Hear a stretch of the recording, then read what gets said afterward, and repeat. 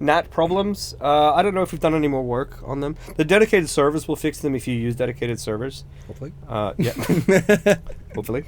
But without that, I can't remember if we've done any more. We could talk about NAT in general. Like, why is that an issue for some people? Because, like, if you might have seen or experienced yourself that like sometimes it's really hard to connect, or maybe you've never been able to connect and stuff like that.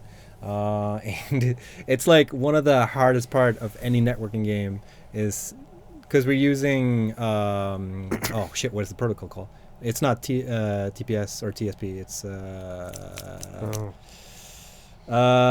shit. I'm like blanking out.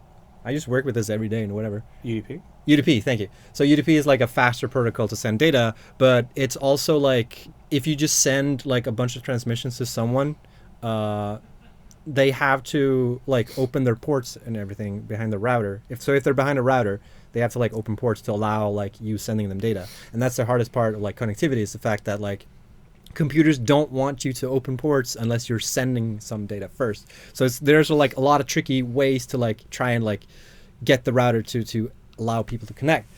It's a bitch. It really is.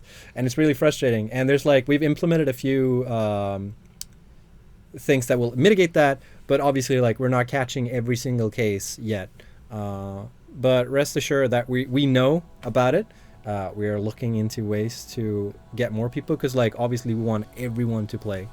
And it's it's a thing that we just have to work on all the time. Like it was the same thing when I used to work on different multiplayer games. It's the same thing. Like some people just have NAT issues, and the really unfortunate thing is like sometimes it's your ISP that's messing up for you, because like you can have the issue where like if you have a router behind a router, which like not most people have, but like it can happen in certain situations. Sometimes it's just like your ISP is like not forwarding your IP address to your router because they're like, this is scummy.